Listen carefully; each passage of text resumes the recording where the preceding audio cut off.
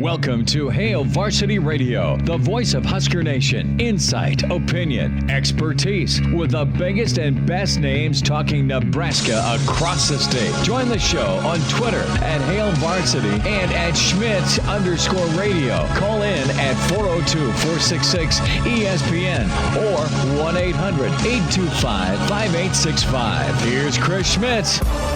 Welcome to it. Great to be with you on a Thursday. It's Hail Varsity Radio. We're presented by Currency. For all your equipment financing needs, go Currency. Chris Schmidt, Elijah Herbel, almost ready for Wisconsin. Good news from Mickey Joseph today.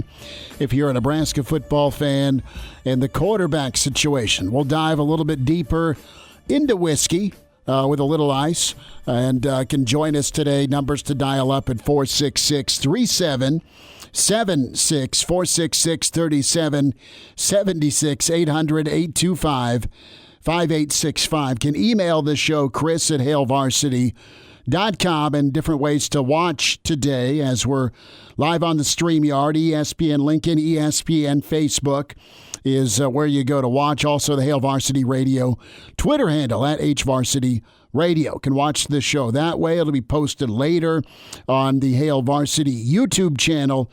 And, of course, podcast, Spotify, iTunes, Google Play. We appreciate you subscribing there. So, Nebraska-Wisconsin on our mind. Big Sue landing in Philly, one of the teams I just can't stand. But, man, they're impressive. We'll get there. And we'll spend time with Brandon Vogel from HailVarsity.com and magazine in about 20 minutes. Get his I-80 preview on Nebraska-Wisconsin. Some thoughts from Trev last night. What did the AD have to say? What's the latest on the coaching search? Also in hour two, Jeremiah Sirles will join us in 1 hour. Thoughts on Nebraska-Wisconsin and the coaching situation. And then Gary Barnett will pick his brain on some of the candidates that exist. The Nebraska job, is Wisconsin a sure thing to go with Jim Leonhard? And then Danny Burke will have some NFL and college picks for you. Some insight on that 10.5-point line Nebraska's getting at home on Saturday. Did you blow away getting into town, Elijah? How you doing? I'm doing well. I've had myself a very productive day.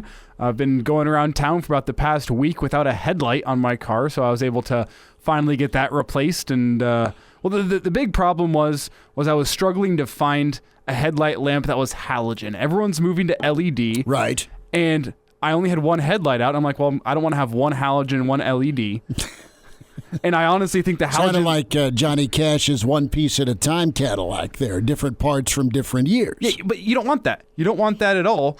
And I also didn't want to go take the time to replace two headlights when I have one that's still working perfectly fine. So I was on just a real mission. I was going to call it a wild goose chase looking for this halogen bulb, but I finally found one. I found a halogen bulb and installed that back in my car today. So no more tickets for Elijah. Did you buy a second halogen bulb for when the other one goes out? I did, actually. Did you? Yeah, about to. Planning ahead. Wonderful work. Well, it's funny because I actually did. Well, I shouldn't say I.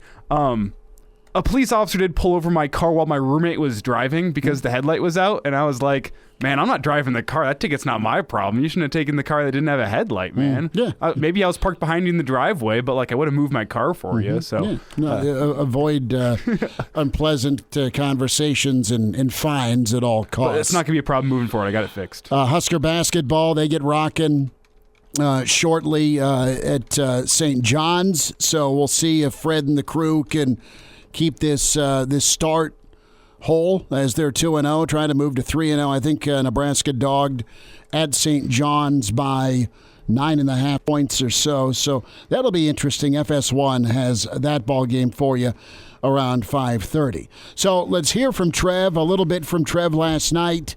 The coaching search update as he sat down with the network, and it was top of mind for all 1.9 million walk-on fans here, right? You are wondering where things are at. No answer but a little bit of an update from Trev Alberts.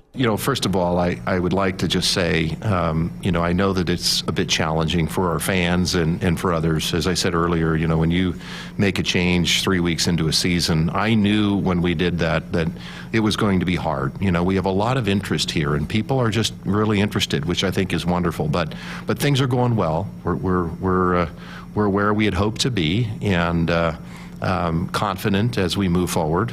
Obviously, we don't have anything to announce here tonight, but just really pleased with the process, really pleased with the amount of data and the amount of work that we've been able to do, and looking forward to the day when we can. I understand it's hard sometimes to say just be a little bit patient, but we'll have to be there as a fan base. But I do appreciate our fans giving us the space to do what we said we would do. We were going to dive into a deep process, a detail-oriented process, and I think we've made very good progress. So the reality is this: there's pros, there's cons, and then what's sellable, right? And Nebraska's a job on its face, based on its history, that you'd think folks would be lined up to come do. The reality is this: it's going to take a special coach, and it takes special research into fit. And that's one thing that Trev Alberts has dove into. When you look at some of the names he's reached out to, word is it's Saban, it's Dabo, it's some of the who's who, and he wants feedback. Some of the other eyes and ears in the college football world because of Trev's connection through his broadcast work. And you need to be real about what Nebraska is versus what it used to be, the expectations, and the double-edged sword that is the fan base. And what I think Trev has and is in that chair is a bit refreshing. He's the first to say, and he's said many times this year on his radio show setting, that you're not what you used to be, and that's not a knock. That's not putting a lock on where you can go, but it's not. The job is for whoever comes in is to get Nebraska back to contention. Nebraska's a brand. The people are going to watch Nebraska. Nebraska's going to be known by grandmas and grandpas and dads and uncles, but maybe not as much as the 18 to 22-year-olds. What they know about Nebraska is, well, it didn't work out for Frost. Well, they haven't been in the bowl game. Man, they're going 3-9 or 4-8 a lot. It's not a winning spot anymore. And while they're not getting embarrassed, per se, week in, week out on TV that eyeballs are watching, they're not winning. Right now, Trev knows that it's not a winning football program, and it's going to take a special dude and staff to come in here and do it the way that is going to get you back to bowl eligibility and winning 7, 8, 9 games in the conference, as this conference is about to change again. It's going to change, and it's going to be California, and it's going to be how well do you adapt. So if you draw Wisconsin, Iowa, Minnesota, can you play phone booth football and still be good enough athletically to go win and play in space against SC, UCLA, Ohio State, Penn State? You've got to be diverse. You've got to be able to stop the run and run the football, but you got to have enough dudes and athletes like a Trey Palmer to, in space, win those matchups. You look at Nebraska's wins this year, it was 4-star, 5-star difference-making skill that gave you the big play, that got you the win, that kept you in a shootout against Purdue. So, Elijah, that's the task. Can you be good enough at all things from a physicality standpoint, a development standpoint, and also a national recruiting standpoint to go get and sprinkle in those difference makers that are going to win you some one-on-one matchups? Well, it's the name of the game, not just college football, but sports in general. Adapt or die. And Nebraska, when you look at it, if you go back as far as the late 1990s, Nebraska hasn't adapted to the changing landscape of college football just enough. Maybe they still had skill guys. They were still tougher than you, and they had a guy like Eric Crouch 21 years ago. Mm-hmm. But then since then, especially when you look at the move to the Big Ten, has there been an adaptation to the Big Ten? You've tried. but you failed. Guys like Mike Riley, guys like Scott Frost, the system and the recruiting they brought in did not work with the Big Ten. And what has happened in Nebraska, they didn't adapt right and they have died. And now that the question is, can you bring in a guy who can use some of those traditions, some of those just legacies of what was left behind by the coaches before you? I think back to Osborne and Devaney. Some of those traditions that have been left behind, can you use those and can you adapt with how college football has changed and make a modern Nebraska program that can find success? Because if you're not adapting to A, what college football is right now, and B, how different it is in the Big Ten right now as compared to the Big 12 in the 1990s, you're going to die. You need to find that guy who's going to be able to take the best of both worlds and bring it all together into a finished product. And the thing when it comes to lineage and legacy has been the fan base, the support, the only show in town. And that gives you an advantage with NIL. That gives you an advantage with collectives. That gives you advantage with all sorts of resources and support, from buildings to finances. There's a lot of rich programs out there. There's a lot of boosters that are friends of the program. All that stuff exists not just at Nebraska, but it is really special in Lincoln and around the state, in Omaha, western part of the. I mean, you'll have that ability to tap in and be competitive, or if not competitive, difference making for a pitch to a student athlete. And Nebraska will sell itself in that aspect. You just got to have the right guy with the right plan that gets and fits. Because, when you did transition initially into the Big Ten, you weren't winning all the time, but you were right there. You were competitive, and you went to a Big Ten championship game 10 years ago, ironically the last time you beat Wisconsin in 2012. And you did it because you were physical, but you were also just unbelievably skilled with a Kenny Bell, with an Amir, with Taylor Martinez. I mean, just think of all the big plays against some really good, tough, physical defenses where you're putting up 35, 40 points against Ohio State, against Michigan State. Again, you didn't put that up against Wisconsin too often, but you scored enough in your one win in 2012 to hang on. So, but look at where Nebraska still did struggle in those seasons. They struggled against those teams that played November football like Big Ten teams do. I'm talking the Wisconsins of the world, even Northwestern back then under Pat Fitzgerald. They played it in that traditional Big Ten style. We're going to out-physical you, we're going to out-muscle you, we're going to run the ball down your throat, and we're going to ask, what can you do about it? Those are the teams Nebraska struggled with, even later in Bo's tenure when Iowa was starting to come into their, I guess, glory years of Kirk Ferentz, that 2012 to 2020, where Iowa was really phenomenal, and that's what they did really well too. Well, I mean, you weren't losing. You were beating Iowa more times than not. You were splitting with Minnesota. You weren't beating Wisconsin. Your record against Ohio State wasn't good. You were unbeaten against Penn State.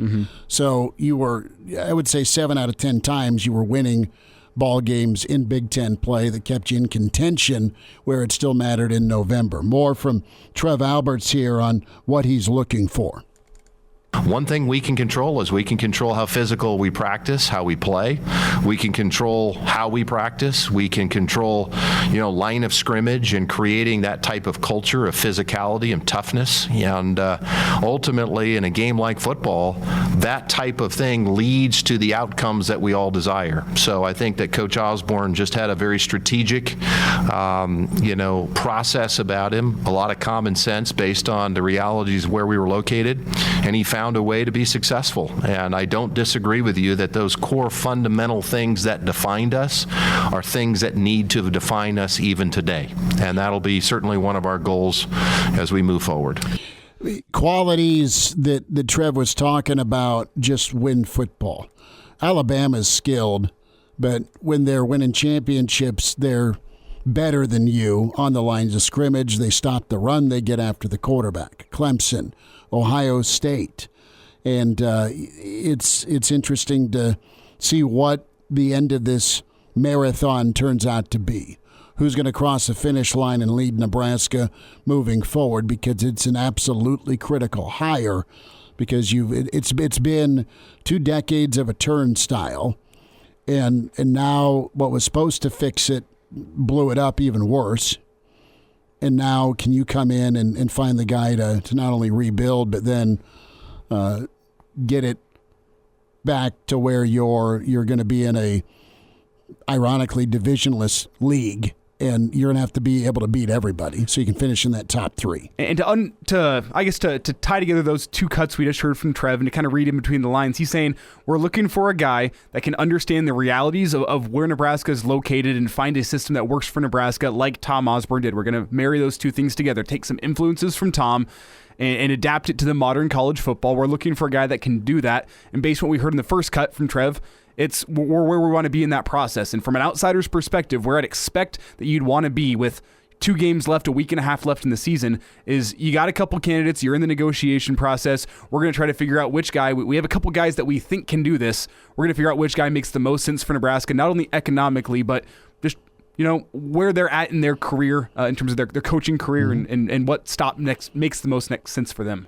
Well, and the hardest part here was the identification.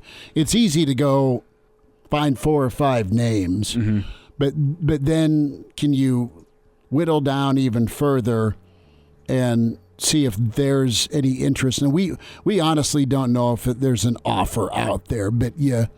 The way Trev made it sound is like, okay, the identification part's done. Let's go get a yes or a no. Yep. Right? And that's where we sit. And that's where some of that smoke around rule makes me think that Nebraska's in that negotiation process now. Could be. Brandon Vogel going to be with us. Hail Varsity continues. We're presented by Currency. And now, back to Hail Varsity Radio. Coming up here about 30 minutes, Jeremiah Sirles, Gary Barnett. We say hi to managing editor with HailVarsity.com and magazine, Brandon Vogel, and he is hunkered down in his football office. Someday, and I got to get books like Vogue's has, so I can have this backdrop. I mean, it's Schefter right now is like, damn. I want a backdrop like Vogel has. Brandon Vogel, his book, of course, with John Cook, Dream Like a Champion. Vogues, where on your bookshelf is Dream Like a Champion? Try to figure out the camera that right there. You need to just like you need to have that behind your right shoulder like it's a graphic. Yeah, it might be a little too much. Well, let's try it for this segment. Let's it is free shout out Thursday. Yeah. Let's see. Hold that thing. Yeah, there we go. Now you're blocking. No, that's right behind me. Well, we got to go. Okay. Move it over here. There we go. Okay. Brandon, what you got to do is you got to find the shirt that you were wearing whenever you sent that thing off to the press and get it framed along with a copy and have it hanging in the rafters of your office, like maybe a sign of your own shirt of when you sent that thing off to the press. I think that'd be pretty good. Yeah. Man, I don't remember off the top of my head what shirt I was wearing, but I remember distinctly that night. It was a Friday. It was January 6th, 2017. That was the due date, and I'd hoped to send it off in the morning, and I just kept tinkering. I mean, the whole thing was obviously basically written at that point, but kept tinkering and tinkering and tinkering. There wasn't a chapter to finish, you're telling us? Until it got to 10 p.m. I was like, I'm going to send this thing before midnight. I'm technically going to hit deadline. Everyone at the University of Nebraska Press left the office hours and hours ago. Nobody was like, where is this? Where is this? So yeah, it was kind of a lonely moment where I was like, all right, we just got to send this. It's time. Well, also next to the Dream Like a Champion book, all the Hail Varsity yearbooks that are must read for you, and subscribe HailVarsity.com. Vogues, we're going to split this up into your reaction to Trev, and then we will get some I-80 preview from you. Of course, your podcast will drop on Nebraska-Wisconsin, previewing the matchup Saturday. But what was your read into Trev last night with his update?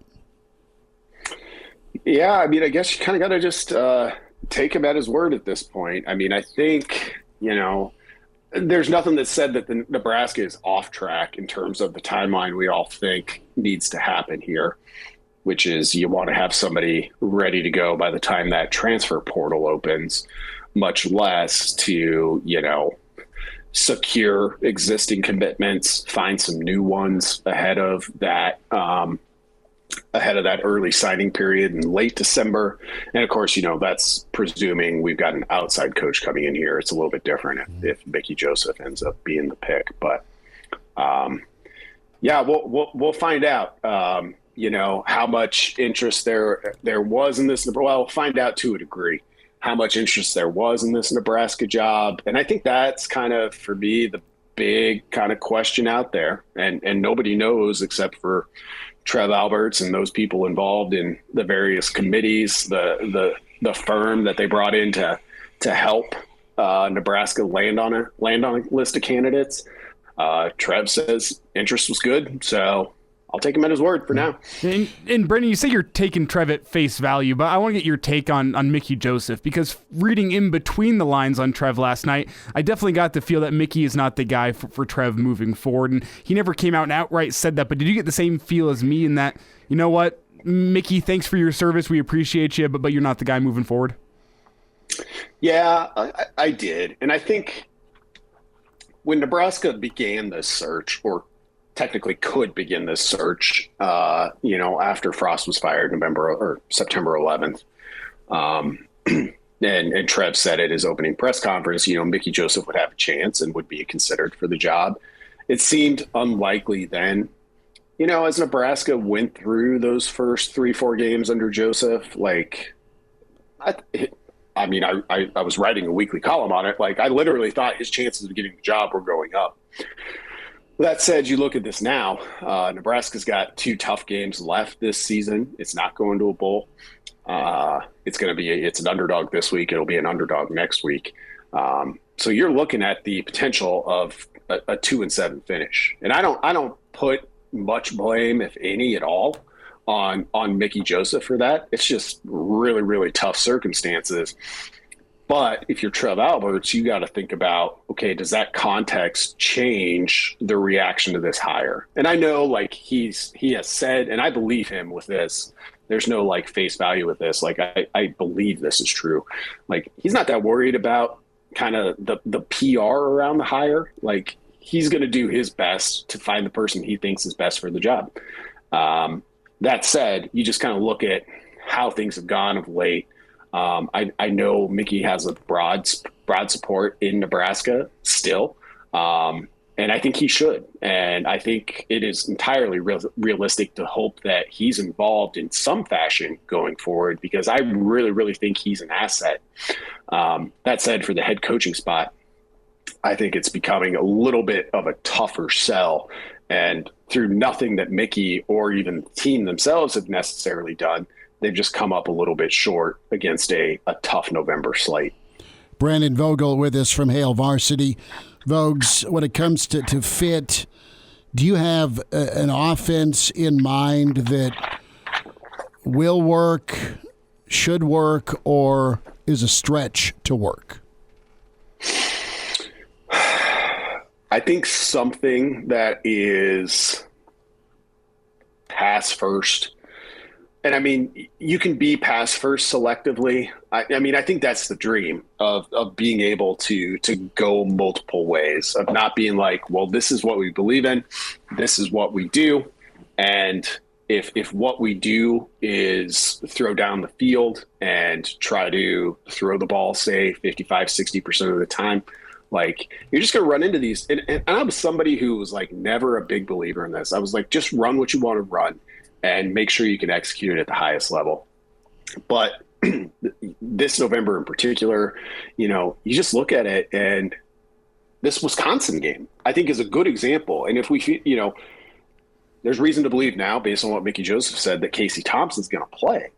And I think it opens up kind of a path here for Nebraska, because if you're going to move the ball on this Wisconsin defense, the best way to do that is through the air. That said, it's going to be 20 degrees with 20-mile-per-hour winds on Saturday, it looks like. And what do you do then? And I mean, you can go all the way back to Tom Osborne talking about, kind of realizing that a rushing yard is worth more than a passing yard, and realizing you would need that in the state of Nebraska.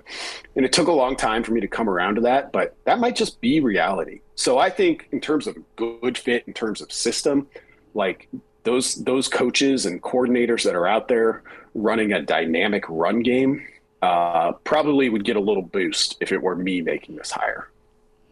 Absolutely agree. And you got to be able to throw it and have that arsenal available, have those skill guys, those one-on-one winners on the roster. But it's not plan A? But the push comes to shove, you got to be able to run it when they know you're going to run it in this league. And the one thing that's like incredible about Nebraska's glory run, they still ran the option, but their defense was built to stop the three wide, one back. Yet they still rocked you if you tried to line up and go smash mouth on them. They were that diverse defensively, right? Where, three wide and a one back, Bean Bryant, Washington. That's like the glowing image in my mind. Nebraska could do whatever they wanted because of the defense was adaptable. So it is a great idea to be able to want to throw it and be different and stress defenses that way. But in this league, in this weather, to me, it just means you've got to be able to lean on it and be good at it. Yeah, you absolutely do. And no matter what you try to run, like if it's heavily one way or the other, you're always going to run into, limitations at some point. I mean, we can think back to Nebraska of the 90s. And until you got to the national championship run, the book on Nebraska was like, okay, they've chosen to run this offense that helps them, win games in November in the cold. But you go down to a bowl game, you get mashed up against Florida State, Miami, you fall behind and you're in trouble. So, I mean, you're always going to run into that. And those Osborne offenses, by the time we got to 94, 95, 96, 97, were really, really multiple. Like you mentioned, they would do single back stuff. Like there's no doubt in my mind if Tom Osborne was coaching in 2015, like he would have been at the forefront of some of the like spread things that are just de rigueur now. But that adaptability piece is key of it. It's something that I really like about, a candidate like Lance Leipold, if he is a candidate for Nebraska, in that, not only is what he's done at Kansas been really, really impressive this year, but he had a Buffalo team that led the nation in rushing. Kansas in the top 10 in rushing right now. Some of his Buffalo teams also, when they had really great receivers, were some of the top passing teams. So it's really like going where your personnel tells you should go, I think is the best place to be. Brandon Vogel's with us here on Hail Varsity Radio. And Brandon, let's shift gears, talk some Nebraska-Wisconsin. And I'm going to leave you an open-ended question here to start. Nebraska finds success on Saturday if it can stop some runs within the first 3 yards of the line of scrimmage. And by doing that, I think you can force those Wisconsin pass attempts up. It's going to be hard because of the weather, I think. Like, even if you might be in a passing down in perfect weather, like the weather, we'll see what it's like, but might be cold and blustery enough that it's just like, well, we're just going to run it again because we're not going to risk this, and it's just going to be a rock fight. And that would be a problem for Nebraska. This Wisconsin team 5-5 going through, some of its own things, but it's still better equipped to win a rock fight. So I think, despite the fact that all three of the Big Ten's current top three rushers the last 3 weeks have, gotten their yards, got over 100, gotten their touchdowns, I really think Nebraska did a decent job. Well, number 4 in the Big Ten in rushing, Braylon Allen, who's come to town this week, and limiting him in the way that, or containing him at least, like being like, you're going to get your yards, we're fine with that. The way they did a Blake Corum or a Chase Brown would be good. I think for Nebraska to win this, they've got to stop some of those runs and force Wisconsin into passing situations. Graham Mertz is a starter. He's 1 of 9 when he attempts 25 or more passes. So there's your stat. You got to find a way to get them. Folks, 5 minutes on the other side. Are you good with that? Yep. There he is, Brandon Vogel. Hail Varsity continues on a Thursday. We're presented by Currency. And now, back to Hail Varsity Radio. Couple more minutes with Brandon Vogel from Hail Varsity, Wisconsin, Nebraska, the Husker coaching search. So, Vogue's assuming you're in this holding pattern of waiting for a yes or a no from a guy with cut-off hoodies and a sweet beard. Who's 1A? And the name Monken has come up too, because he wins and he's got a system. And while Trev's not worried about the PR side of things, you're going to have, I think, a section go, well, if you go with Monken, why not just let Mickey keep learning on the job and give it to him? Yeah, fair question. I mean, I think so. We've heard a lot of buzz around Matt Rule of late. I do think that there's probably some interest there on Nebraska's part. I mean, it's hard to imagine there wouldn't be interest from any of the Power 5 programs that currently have an opening. 1A would be back to the Big 12 grab bag, so to speak. And not that I mean that there's probably not a favored candidate there. I think there probably is. I think Lance Leipold's time in the state of Nebraska probably gives him a leg up over some of the other candidates there, but you got a handful of people we've all talked about at various times that I think would be pretty good hires. I'm assuming that's option 1A or option B. So the entire Big 12 is 1A. Okay. Well, I mean, I'm still at a point, although it looks now, when I made this joke like 5 weeks ago, was just whoever wins the Big 12 is Nebraska's head coach. I didn't know TCU was going to keep winning, so I guess we've got to talk about how cool we are with Sonny Dykes. And I'd be kind of cool with it, though he wasn't the person I expected to come away with that Big 12 championship. Though Kansas State, I think, is going to have something to say about that, possibly. Somebody like Monken, pretty intriguing. Like it's not a hire, I think, that lights the fan base, lights a flame under the fan base instantly based on name recognition. Army is not having one of its better seasons at the moment, which doesn't deter me from a coach in the same way it doesn't like change my opinion of, say, Matt Campbell all that much, but it does make it a little bit tougher of a sell. And to go back to what we were talking about with Mickey Joseph, the context is constantly changing. And to what degree does that influence this decision? Probably not much, but you do have to at least wonder about it. The thing that Monken brings is, not the option offense necessarily. I guess if he wanted to, he could, and he'd have, some supporters based on that alone, but kind of the option mindset, I think, is what he has to offer. And prior to this year, he had really done really, really well, in my opinion, at Army, just kind of crafting a winning football program, given, all of the limitations that you have at a place like that.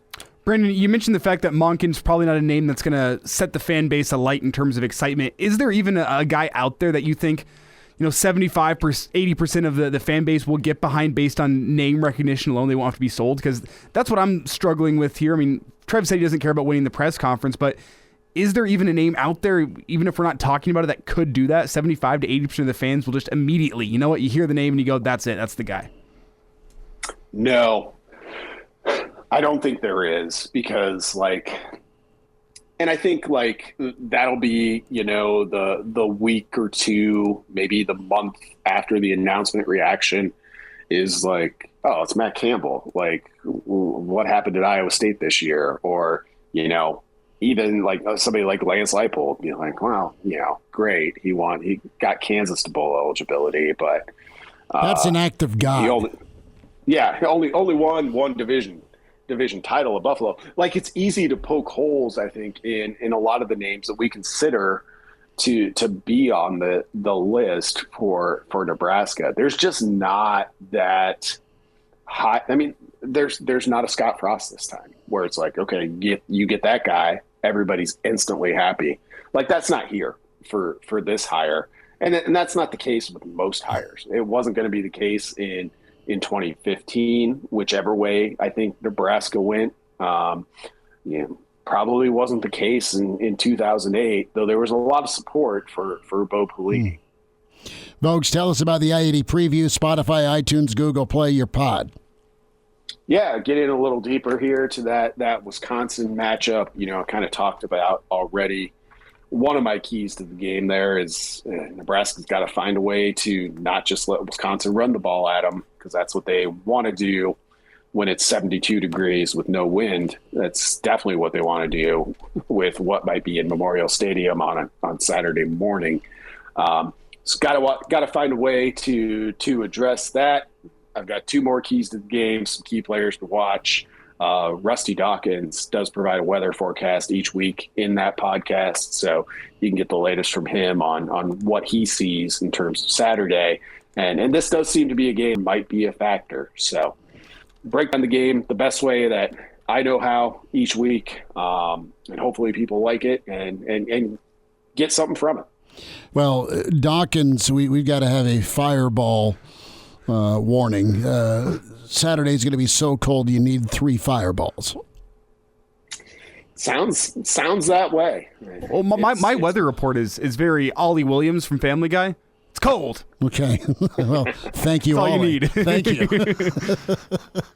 Vogues, enjoy, and thanks for propping the old product placement there behind your right shoulder with Dream Like a Champion. Get it now for your Nebraska fan this holiday season. We'll talk Saturday. Yeah. Thanks, buddy. All right. Thanks a lot. There he is, Brandon Vogel on Hale.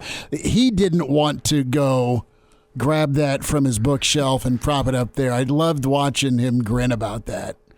That was kind of funny. So check the video out. StreamYard is where we're broadcast on over the video side of things. ESPN, Lincoln, Facebook, and Twitter. And can also interact with us that way. Some comments from Jeff and Brennan and about Mickey and the coaching search. Do we have time to hear from Feldman?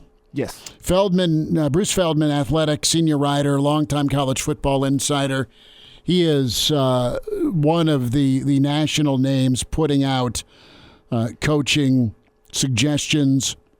What's the wind blowing? Which way is it blowing on X, Y, and Z for said program? Pete Thamel from ESPN was with Feinbaum yesterday and was like, I don't think Rule in Nebraska will be a thing. Rule and TV sounds pretty good. Here's what Feldman said to Jim Rome earlier. I think he would love to do it as soon as possible because the early signing period's coming fast.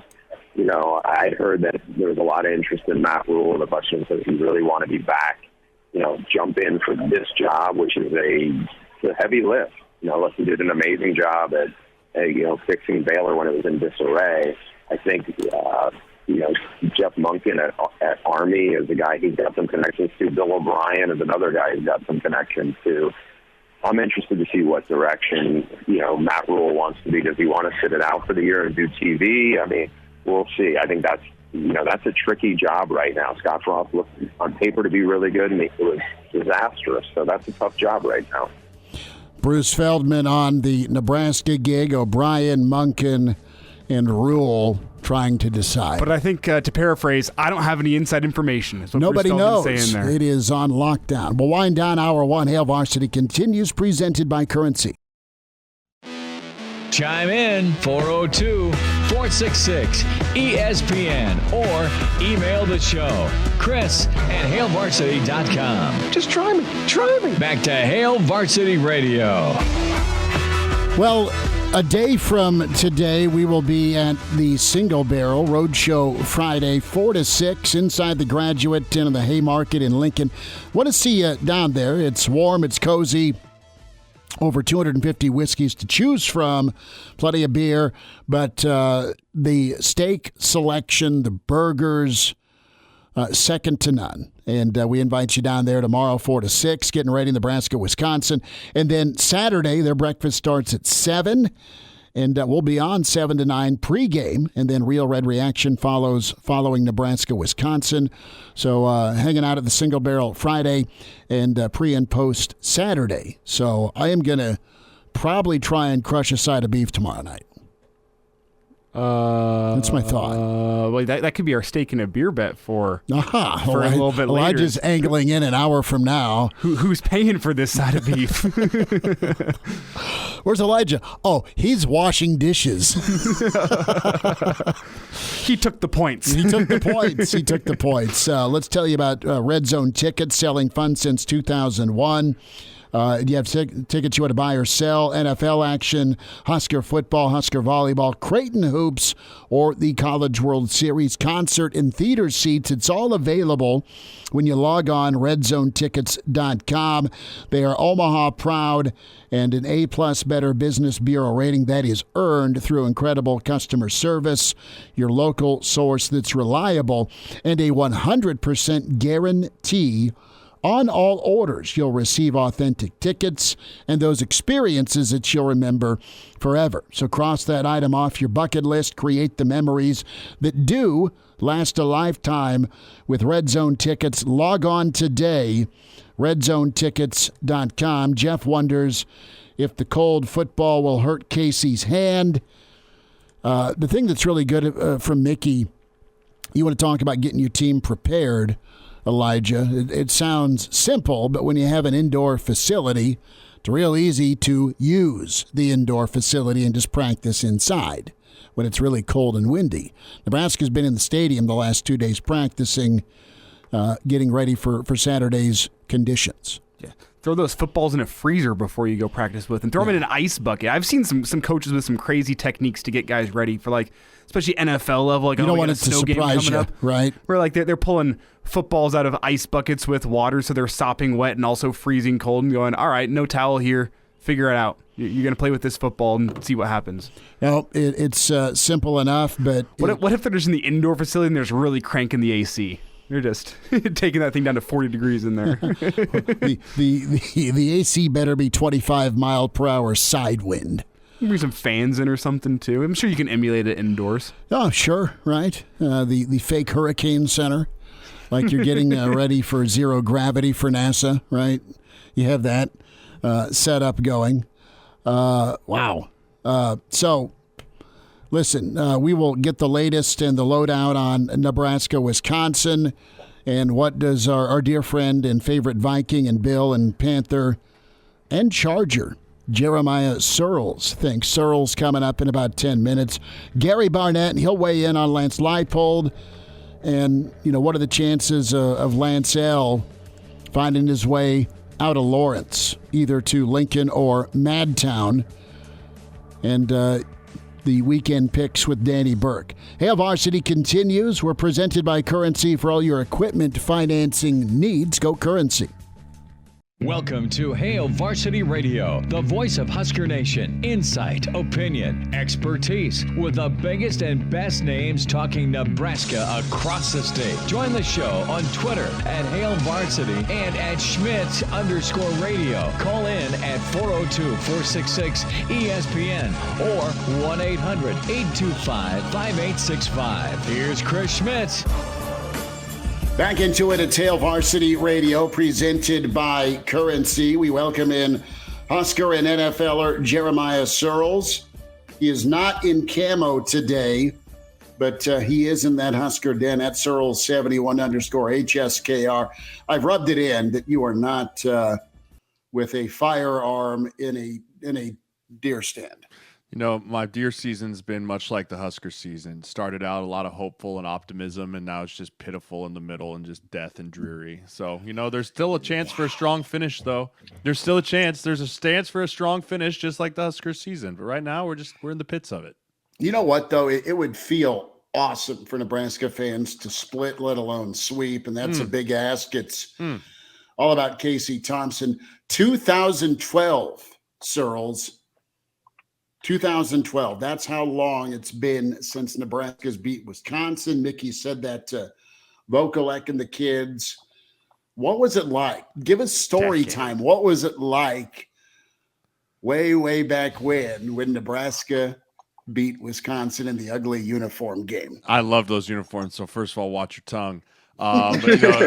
Secondly, there was something, and the thing that reason that game really sticks out to me is because I'll never forget their defensive end. I believe his last name was Gilbert, number 11, had made the comment during the week that Taylor Martinez looks like he's out there skipping rocks when he's throwing a football.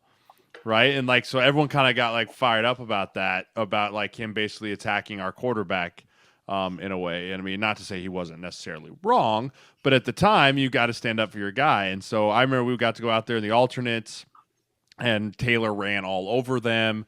Rex ran over them, and we just got to finally kind of get some payback on them for what they did to us in 2011 in Madison.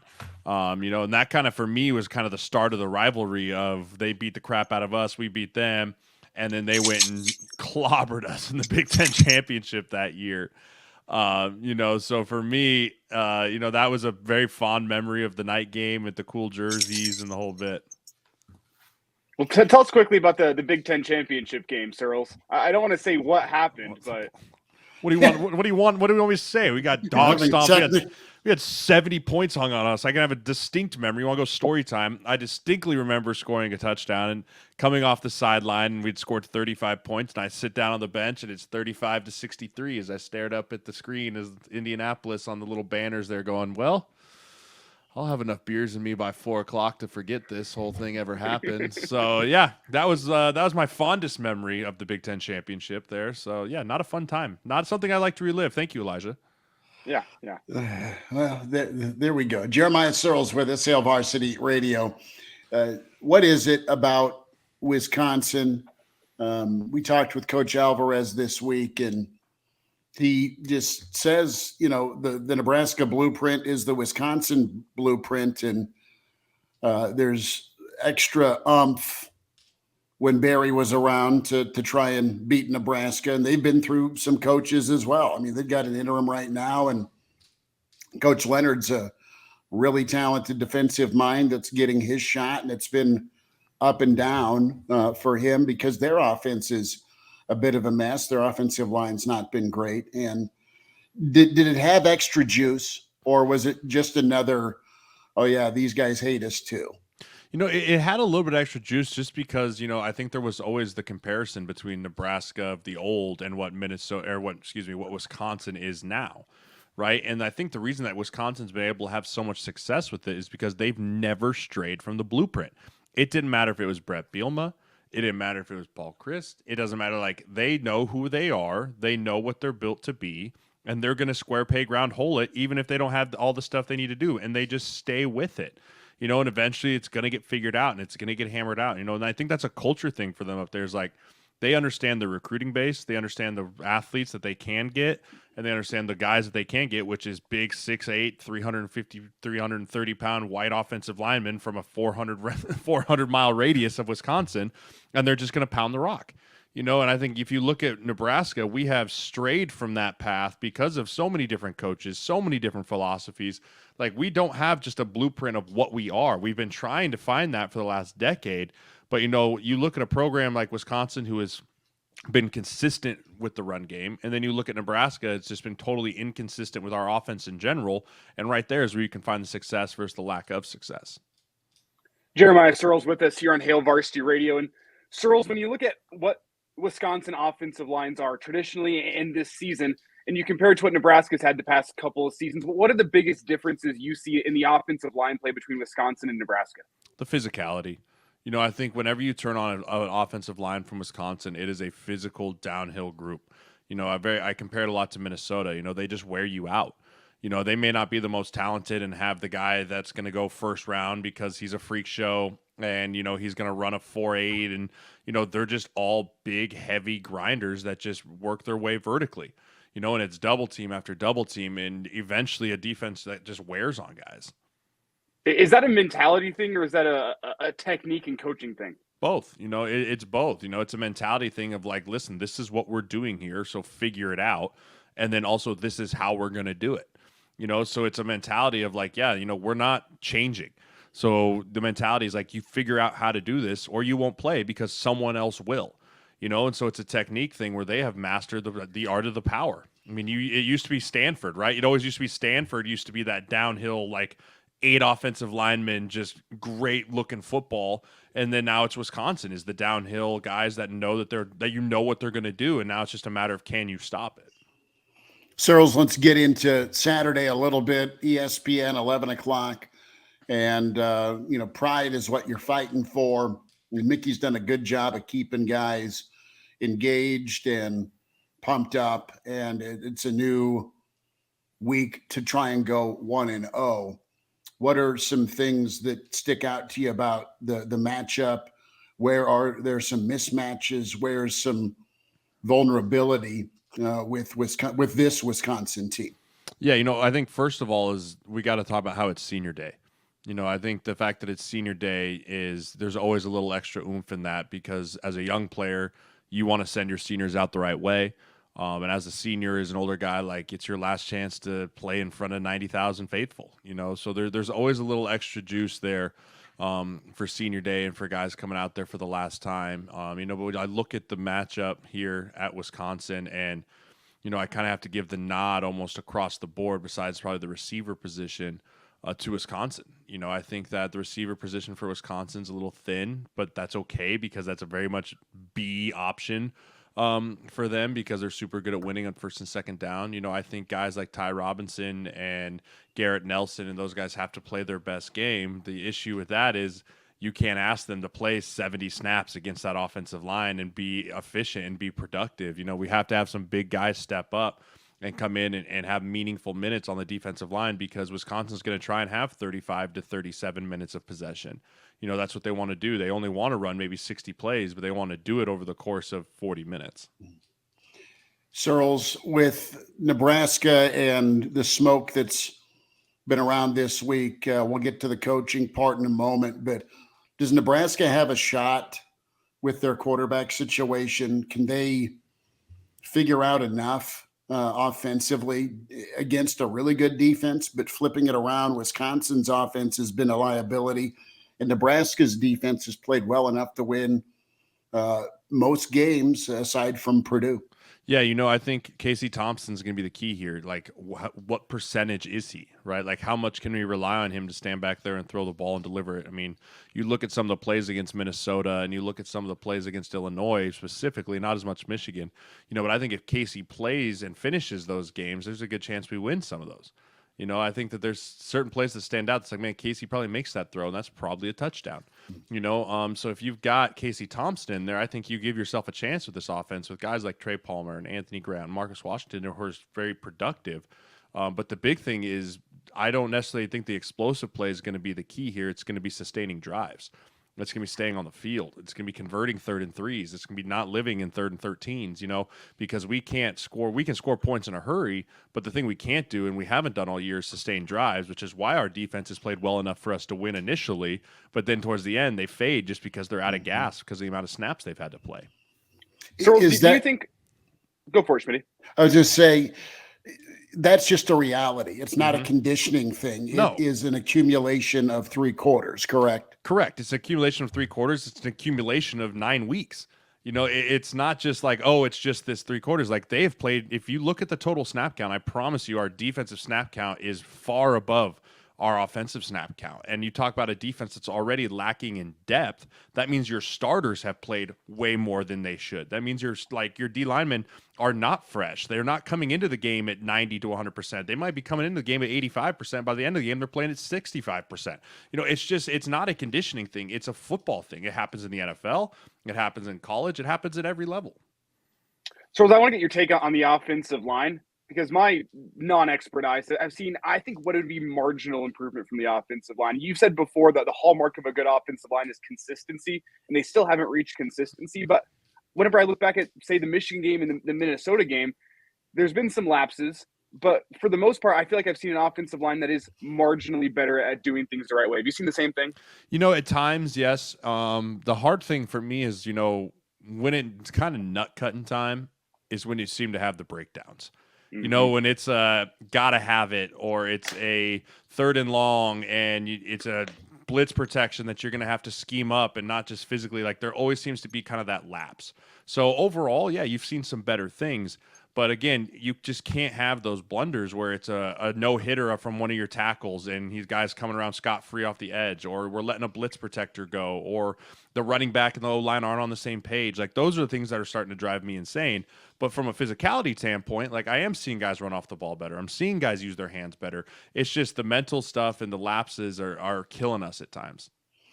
Sirles, the Nebraska coaching job, you've watched it up close. You lived it. What is your worldview on the Nebraska job? You've heard Rule. I think he's a really talented coach. I like Leipold.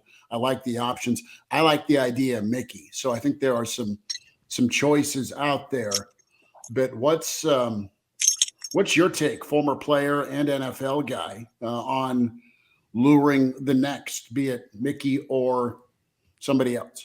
And I'll say this. I love Mickey Joseph. I think he's done a fantastic job. I don't think he's ready to be the next head coach in Nebraska, and that is just strictly based off of not him, but where the state of the program is.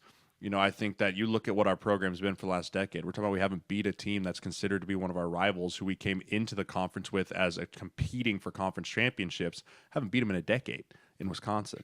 We need to bring someone that brings consistency. We need to bring someone in that knows how to win in the Big Ten and is a proven winner overall. Mickey Joseph's never had that opportunity, and that's unfortunate for him, but I don't know if we want to be his test dummy. Does Nebraska really want to sell, hey, we're in this with you until the bitter end type of thing, where it's like that could end poorly for both sides, versus keeping Mickey on staff, which I think is extremely important, but bringing in a proven coach that's got a proven winning record in college. And everyone's going to say this, and I'm saying too, Matt Rule just got fired for being a loser in the NFL. You know what? The NFL is a totally different beast. It is apples and oranges. Comparing NFL coaches to college coaches is borderline. You just can't even do it because they're so different. They are different. And say Rule wants too much money or wants Carolina money. And Trev is maybe having to talk a guy into it. Do you think it's a tough sell for Nebraska? 10 years ago, no. Yeah, no, I think it is. But now it is, right? Yeah, I think it's a tough sell because you look at what the program is and you look at, okay, what are the expectations, right? And that's something that Trev can say, we're going to give you a chance to rebuild and we're going to give you a chance to do your thing. Well, is that 6 years? Is that 3 years? Is that 5 years? What are my expectations as a coach for when I come in here? And also, looking at this roster, where are my young superstars? Where are my young guys that are going to be my building blocks of this? Where versus, you look at the guys that are playing and contributors, they're old guys. They're guys that are gone either this year or probably next year.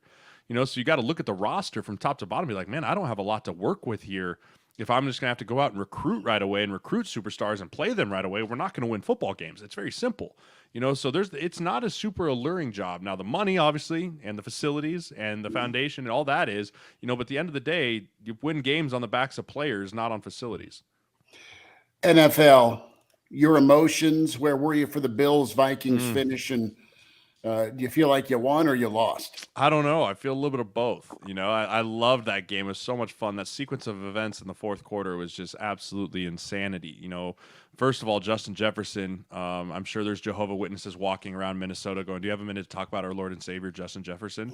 Because he is something special up there.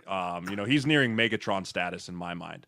On the Bills side, talk about utter defeat and utter disappointment from winning the game on the goal line to just completely botching a snap. Just wild times. But, I love that game. I thought it was a great game. And kudos to the Vikings, man. Number one team in the NFL. Are they for real? Are the Vikings for real? This was one of the, if how they do against Cowboys this week will be very telling because you could tell they geared up for that one like it was their Super Bowl. Now, what comes up must come down. Ask the Philadelphia Eagles against the Washington Commanders. It's hard to win every game. And they're on a hot streak. So this week will be very telling of how they handle winning and how they can feel like if they can win this one, they are for real, for real. Jeremiah Sirles with us, Husker and NFLer at Sirles71_ HSKR, Nebraska-Wisconsin week. Sirles, best you and your fam. And if we don't talk, have a great Thanksgiving. Thanks for a few minutes. Absolutely, guys. Go Big Red. And now, back to Hail Varsity Radio. Back with you, it's Hail Varsity Radio. We're presented by Currency. Hall of Fame coach Gary Barnett with us. He's about to go see Husky Stadium. Coach, how you doing? I'm doing well, Chris. Nice and warm down here in Arizona. So we got a little tea time later today. So, it's going to be good. I bet you're a happy man. Good for you and that warmth. It is, it's November football weather in the Big Ten. You know it well. Nebraska, Wisconsin this weekend. Coach, I want to dive in. It is silly season, so there's a new name or rumor with coaching searches. You're going through one in Boulder. We're going through one in Lincoln again. And you've been part of searches. You've been someone that's been reached out to, and I know it's different for different spots, but if someone were to reach out to you about Nebraska, what are your observations? What do you think of the program right now as it sits? And I know Trev last night said that he's pleased with where things are at.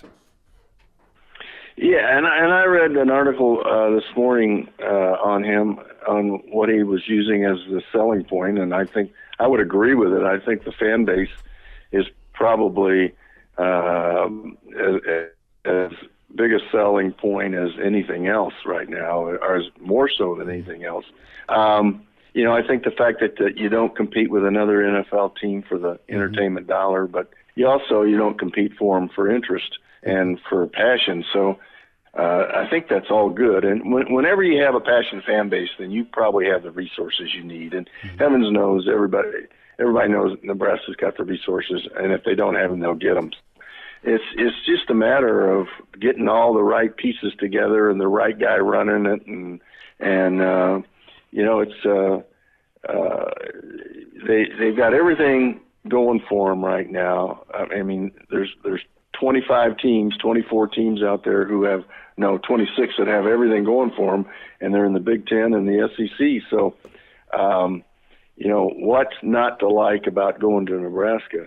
I think the downside that has to be fixed and is very fixable is that the recruiting base has sort of changed or disappeared. Depends on how you look at it. But that's depending on who comes in and how they feel about that. That can all change. So, I think if you look out there and all the jobs that are open, I don't know why you wouldn't put Nebraska at 1, 2, or 3 in there.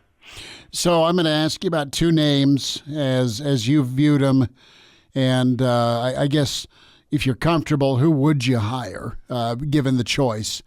Mickey's kind of third in the race just from an experience standpoint, but that's not a knock on his leadership and how just incredible he's been through this, and they could still finish with 2 more wins, Coach. So there's Mickey off to the side as the interim. But, yeah, Lance Leipold down south that's folks are more keen on, and I think he's incredible. And then Matt Rule's been the name this week. What do you like about Lance? What do you like about Matt?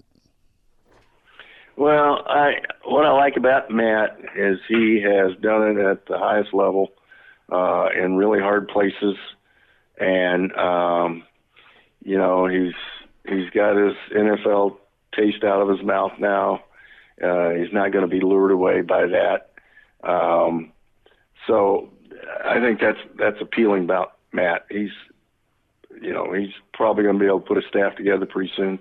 What I like about Lance is the way he's done it.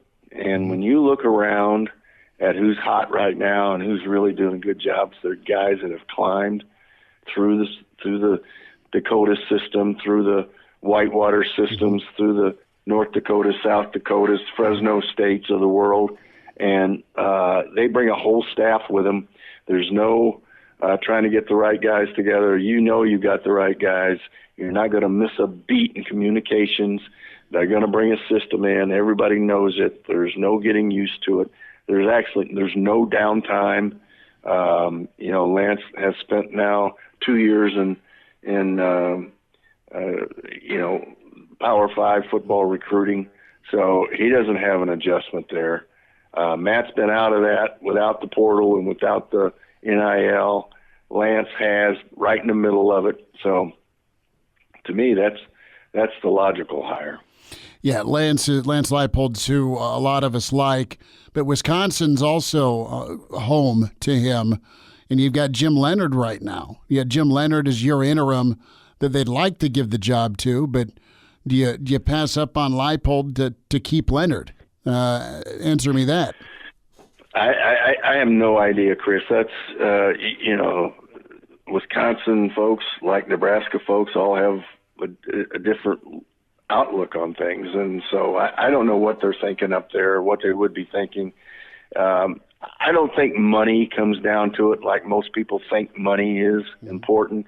I think if Lance Leipold wants to return to Wisconsin, he would go for less money than he would for Nebraska. If he wants to be at Nebraska, then he'll go for Nebraska no matter how much money you're going to make. For the most part, money doesn't mean as much to coaches as it does to as people think it does, or as many people would think it is to them. So I don't think that's an issue. I would doubt it. But, who's to say? And it just depends on what Wisconsin wants to do. But it'd be hard not to go home, I would think, for Lance. Gary Barnett with us, Hail Varsity Radio. Coach, let's talk Nebraska-Wisconsin, this matchup, this showdown, and just speak, if you can, to just navigating the month of November in the Big Ten. You know how hard it is. Yeah, well, you start gearing up for that in spring. You start talking about it in spring. It's the first thing you talk about when you start fall camp as you're getting ready for the games in November, because they're the ones that count. And, you start building an image of what it looks like, what it feels like, what it's going to be like, and how important those games are. And if you've come to the Big Ten, you know that. Everybody knows that. Everybody does the same thing if you recruit the Big Ten. Hey, you better be tough in November. So this is a classic example. It's November, middle of November, late November. You got two teams that should be used to playing, ready to play in this weather. Maybe not used to it. I don't know if you ever get used to it, but ready to play in this weather. And you got two teams that are really very similar. I think probably Wisconsin plays a little better defense. At 307 yards allowed per game, that's pretty doggone good. And so Nebraska, not quite so much. They're giving up a lot of yards. So, but in games like this, defense travels. Defense is usually what controls these games. Defense and run attack, and the kind of momentum that you bring in. And with Wisconsin only allowing 108 yards a game rushing, and won 3 of its last 5 games, you got to give the momentum to Wisconsin, and as did the bookies with 13-point favorites. But, I don't know if it'll be that close, but it might be. I mean, I don't know if it'll be that big a margin, but it might be. But I do think defense travels in November, and that's what you have to look at. Well, Nebraska fans will feel a lot better with Casey Thompson if he gets the go, and sounds like he will. The line dropped down to 10.5 from 13.5, so that probably looks good for Nebraska and Casey. Can they protect him? Coach, some other games. Illinois has had a great season. Illinois has dropped 2 in a row, and now they get to go to the Big House. Michigan really impressed me last weekend. Nebraska just didn't have any answers. -18. Let's get into some of our picks, Coach Barnett. And is that too many points, or do you think this thing's low scoring? How do you see Michigan-Illinois? Well, I think I see it low scoring. When I say low scoring, keeping Michigan in the 20s. Mm-hmm. I don't know that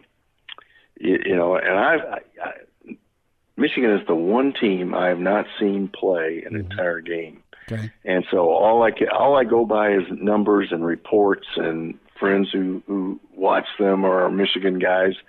And so and all the sports radio guys are talking about Corum for being a Heisman candidate, going to New York, and he must be playing great. And I don't give Illinois much of a chance in this game.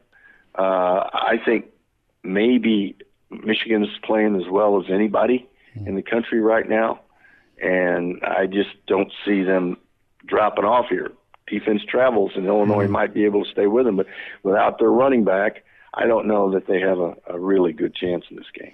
TCU is at Baylor, and TCU just keeps on keeping on. But Baylor is getting points at home, -2.5. Does TCU keep doing it, Coach? Yep, TCU does. They've got it going. They got momentum. They got confidence. They get in the fourth quarter and they're down. It doesn't make any difference. They've been there. They've done that. They've got good players. They've stayed healthy. You got to have some of that going for you. And so I think I think TCU wins by 10 points in this game. Okay. Especially after Baylor got their butt handed to them last week by Kansas State. They got rocked, didn't they? 31 to. I mean, that was just a straight up beatdown. Yep.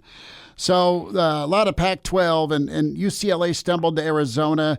Oregon also lost, kind of a look-ahead situation, so not as rosy as it could have been for the Pac-12 in a playoff. But do you like SC or UCLA? Right now the line, I think it is -2.5, USC's favored. I think UCLA is a little better football team. They don't have the stars. They don't have the quarterback. They have a quarterback that's really good, a 6-year starter, 5-year starter, whatever he is. And you can run the ball on SC. Their guys are more about getting sacks than they are stopping the run. I like UCLA in this game. Mm-hmm. What about Oregon, Utah? Utes are really tough. Oregon's trying to shake off a misstep last weekend. I don't think Oregon's defense is good enough. And I think Utah is one physical team. Now, we're going to have good weather out here on the coast, so that's not going to be an issue. But Utah is one physical football team. And if Rising is playing and he's healthy, they're hard to beat. So I think Utah might win this game. Well, -2.5 Utah is you're getting Oregon in points at home. Gary Barnett with us here, Hail Varsity Radio. As Coach, enjoy your trip out to the Emerald City, and we'll catch up with you here next week. All right, Chris, great being with you. Good stuff from Coach Barnett, and thoughts on Lance Leipold. Reminder to get buckled up, hands on the wheel. Eyes and minds straight ahead. The driver has one job to drive. And be sure to buckle up. A message from the Nebraska Department of Highway Safety Office. VSiN's Danny Burke. Best bets on the way. He's in his 30s, but sounds like he was born with a stogie in one hand and a brew in the other. Now, say my name. It's Schmitty on Hail Varsity Radio. I got the body of a taut, preteen Swedish boy. Back into it. Time for Best Bets. Danny Burke, VSiN Sports Network at Danny Burke 5 on Twitter. Danny, it's Nebraska, it's Wisconsin. It's been on Nebraska's whiteboard all week, 2012. And that fateful night, September 29th, Nebraska came from behind and won outright. Good news today with Casey Thompson and Mickey Joseph. The line's now down to 10.5. What are you feeling? So this was all riding on whether or not Casey Thompson was going to be playing, if I personally was going to be playing this game. And I honestly don't know. Well, actually, I think I was going to say I'm not sure how many Nebraska bets I've won versus lost. I'm probably like 2-2 this year, but it just always feels not like the surest thing when you're betting the Huskers. But I do like their side this weekend, gentlemen. I mean, look, again, it was all riding on if Casey Thompson was going to be playing or not, because if he's not playing, then Nebraska virtually has no offense whatsoever. There is no viable backup option, and I don't know if that's a lack of preparation, lack of talent, whatever you want to call it. They need Casey Thompson in the mix to compete with any team. And you guys know my thoughts of Wisconsin heading into this season. I already cashed in my under 9 wins when we were at, whatever, before the midway part, and I know they've been looking better, and I get that their ground attack is very strong, and that is how they are going to expose Nebraska and probably end up winning.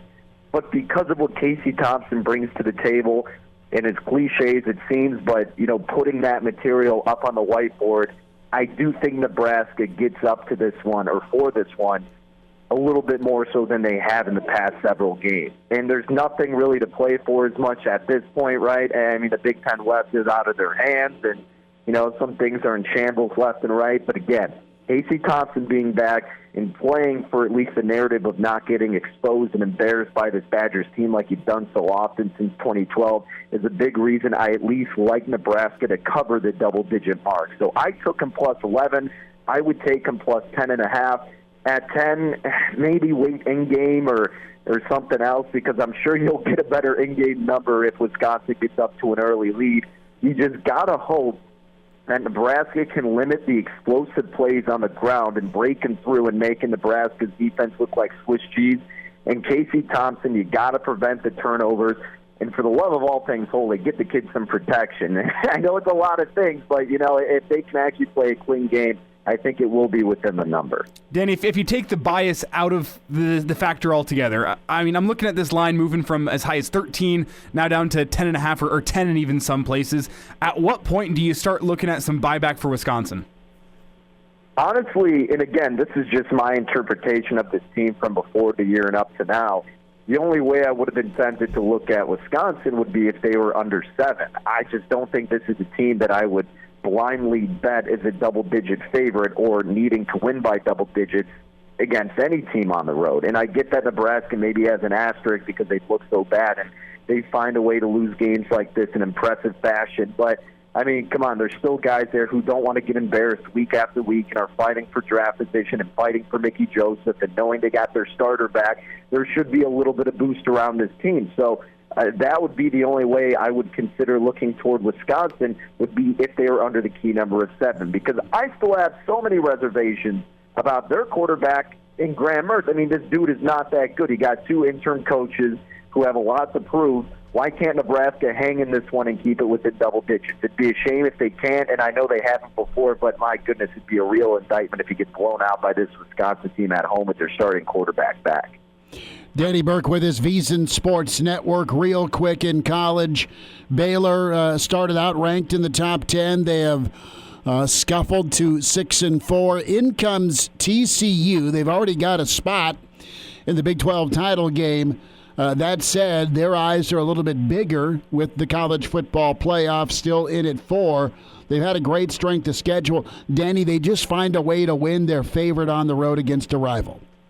That's the thing, Schmidt. I mean, they do just keep finding a way to win, and you could say they're carrying around a lucky horseshoe or whatever, but, man, if you've been betting on them these last few games, you're cashing in. And I'm strongly considering doing it here, and maybe I end up late to the party, and maybe I'm, the one time I do it is the bet that they end up losing, and they got a huge target on their back, but what has Baylor done that's been that impressive? I mean, they just got stomped out by Kansas State 31-3. You barely beat a weakened Oklahoma team. And before that, you beat Texas Tech. You beat a banged-up Kansas team. You lost to West Virginia. I'm just not sold on Baylor as much as I was at the beginning of the year. And their strong suit was supposed to be their defense. Well, guess what? TCU and Baylor are both allowing 25 points per game. Here's the difference. TCU's averaging 6 more points offensively, and I get that it goes a lot more deeper into just the raw, obvious stats, but under the key number of 3 with TCU, how would you not be tempted to look their direction? They know that everybody's got a target on their back. They know they have to win out in order to stay in the college football playoff. There's no mistakes to be had for this Horned Frogs team, and yet people, despite the success they have had, keep knocking them down and dissing them and thinking this is a time they're finally going to lose. They shouldn't be this big of a favorite. I would probably make them about a 3.5-point favorite. So I don't know if it's the obvious public opinion to want to lay 2 in the hook with TCU. That's also what scares me. But, man, I just feel like after this game we'll be looking back, Schmitty, and going, you know what, we could have had a cheapened price with this Horned Frogs team, and we're just so stubborn about their success that I stayed away from it. So I don't know what you guys are thinking, but that's how I'm leaning in this one. Danny Burke's with us here, Burke's Best Bets. And, Danny, it's time for us to move to NFL action on Sunday. Let's start this off with what everyone is circling as the game of the day on Sunday. That's obviously the Denver Broncos hosting the Oakland Raiders. Just you. Country, let's ride, baby. I was just going to say, no, Elijah, as much grief as we've been giving you all year, I am actually going with your Broncos in this game. And that is a testament to how terrible Josh McDaniels and Derek Carr have been with the Las Vegas Raiders. Look, the Raiders won the first matchup, we know. That was in Las Vegas. 32-23 was the final. But what also was funny, I mean, just, again, more of an indictment of how Denver's been doing. Like, Russell Wilson had his best passer rating of the season in that game at 125. He went 17-25 for 237 and 2 touchdowns. Las Vegas ranks 32nd, dead last in DVOA defense. They're dead last against the pass. Opponents are getting 6 yards per play against them consistently, which is 30th. And opponents, upon entering the red zone, are scoring a touchdown over 71% of the time, which is also dead last. Now your Broncos, Elijah, they rank 4th in DVOA defense, 3rd against the pass, 20th against the run. That's the weak spot, and that's why Jacobs ran for $144 and 2 touchdowns. But you know they're kind of one-dimensional. You just got to and when they're passing, like, you got to force Derek Carr to make the mistakes like he's done in virtually every game. And if you're playing ahead, Derek Carr has no ounce of the clutch gene in him. Denver's defense that is limiting opponents to 4.6 yards per play, which is first, that is limiting opponents to 8 yards per completion, which is also first, should be able to wreak havoc enough on this weakened Raiders team, this depleted Derek Carr, and win this game. And by the way, what they're also first in, limiting opponents to scoring a touchdown in the red zone 28.6% of the time. I like that they lost the first time. I like that they still somehow have playoff chances. The Raiders have none. So I laid minus $140 with Denver just because I think it could be kind of a gross game that some shenanigans happen. So I'll lay a little bit more, but I don't hate laying 2 in the hook under the key number of 3 either with your Broncos team. Danny Burke will wrap up the Best Bets weekend.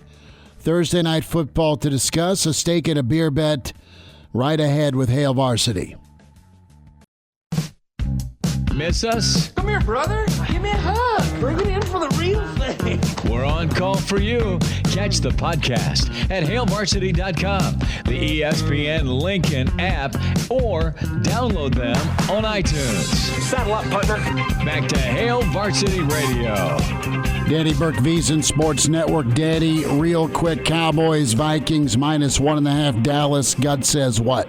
Honestly, I could go either side here. Look, it's a buy low spot on Dallas blowing that lead against Green Bay, and it's a sell high spot on Minnesota, who won in miraculous fashion when they shouldn't have. The safest play here is probably to tease up Minnesota. You get them catching +1.5, tease them up 6 points, get them over the key numbers at 3 and 7, and get Minnesota catching 7 in the hook. Because all the close games this year, they're winning. All the games last year that were close, they lost. Well, let's just hope it's close regardless if they win or lose and keep it within that number of 7 in the hook, and I think that's the safest play to make. Danny, while we got you here, we're about 60 seconds away from Schmidt and I making our steak and a beer bet for Thursday Night Football. So what do you like between the Packers and the Titans? Oh, baby. All right. Well, I'm curious what you guys got, but I kind of lean Green Bay. I didn't do anything with that.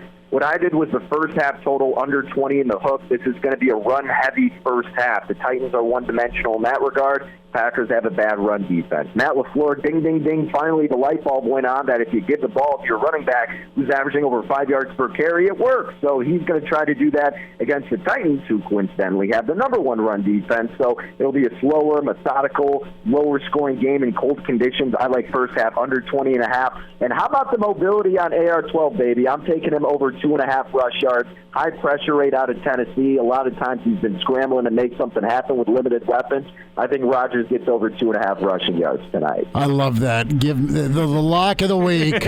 Aaron Rodgers goes +3 on a scramble. Daddy, have a great weekend. Thanks for the time. Hey, you got it, guys. Take care. Good stuff from Danny Burke. Single Barrel Roadshow Friday tomorrow, 4 to 6 inside the Graduate. Want to see you there. It is that time for Steak and a Beer Thursday. Elijah, what say you? Well, the question in my mind is, with Thursday Night Football, how it's gone the past couple weeks, it's going to be somewhat revolting. My question is it going to be more revolting than the first 8 minutes of that Husker basketball game? I'm not sure if you're staying up to date. Yeah, some of the teams 3 grossest for 16 I've ever seen in my life. Absolutely disgusting.